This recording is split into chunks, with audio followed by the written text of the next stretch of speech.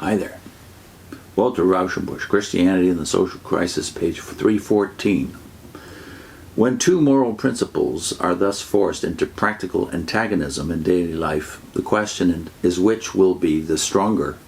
If the church cannot Christianize commerce, commerce will commercialize the church. When the churches buy and sell, they follow the usual methods and often drive hard bargains. When they hire and dismiss their employees, they are coming more and more to use the methods of the labor market.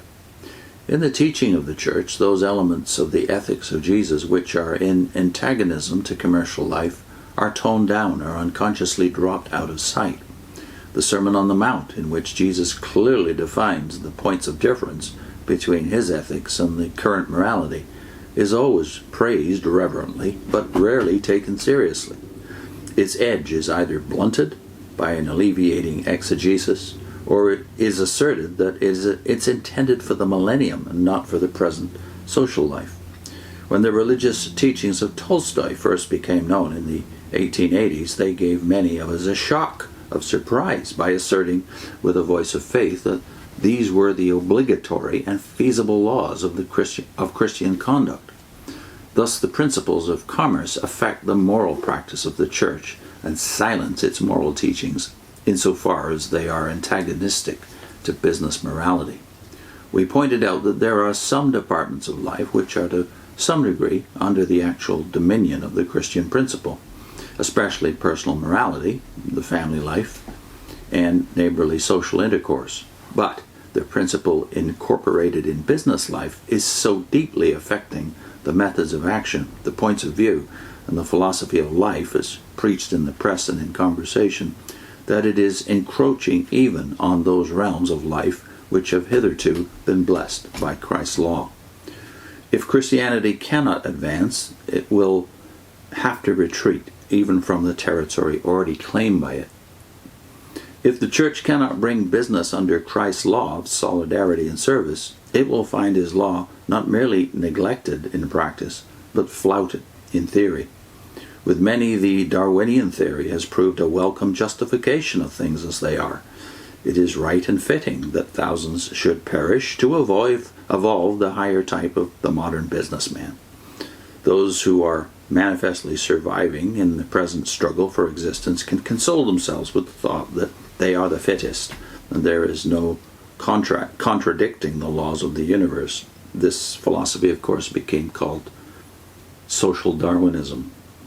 Thus, an atomistic philosophy crowds out the Christian faith and solidarity. The law of the cross is superseded by the law of tooth and nail. It is not even ideal and desirable to seek and save the lost, because it keeps the weak and unfit alive. The philosophy of Nietzsche, which is deeply affecting the ethical thought of the modern world, scouts the Christian virtues as the qualities of slaves. It glorifies the strong man's self-assertion, which treads underfoot whatever hinders him from living out his life to the full. The philosophy regnant in any age is always the direct outgrowth of the sum total of life in that age. We view Neoplatonism, for instance, as the necessary product of the 3rd century. It is safe to say that students of some future century will establish an intimate causal connection between the industrial system, which evolves the modern captain of industry, and the philosophy of Nietzsche, which justifies and glorifies him. On the other hand, among the masses who are being grounded up in this evolutionary mill, there will be a growing sense of the inexorable cruelty of natural law and a failing faith in the fundamental goodness of the universe. And if the universe is not at bottom good, then the God who made it and who runs it is not good. Or perhaps there is no God at all. Goodness is folly. Force rules the world. Let us use what force we have, grasp what we can, and die. The church in the past has been able to appeal to the general faith in a good and just God, and to intensify that.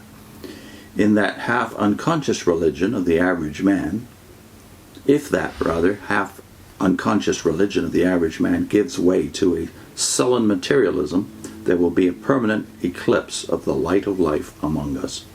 This is the stake of the church in the social crisis. If one vast domain of life is dominated by principles antagonistic to the ethics of Christianity, it will inculcate habits and generate ideas which will undermine the law of Christ in all other domains of life, and even deny the theoretical validity of it. If the Church has not the faith enough in the Christian law to assert its sovereignty over all relations to society and in society, men will deny that it is a good and practicable law at all. If the Church cannot conquer business, business will conquer the Church. Put a link into a discussion of the impact of modern science upon the 19th century in Gaustad's book, The Rise of Adventism.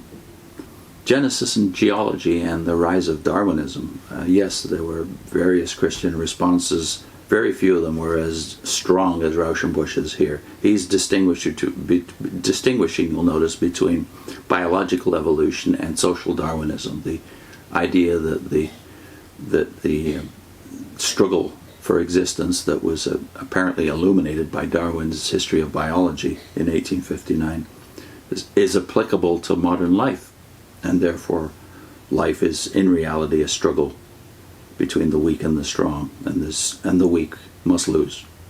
So how antagonistic this all was, of course, to the spirit of Christianity, I think Rauschenbusch plainly lays out for us here. So put in a link to Gaustad's and John C. Green's discussion in that book of Genesis and Geology and the rise of modern science and its impact upon the Christian world.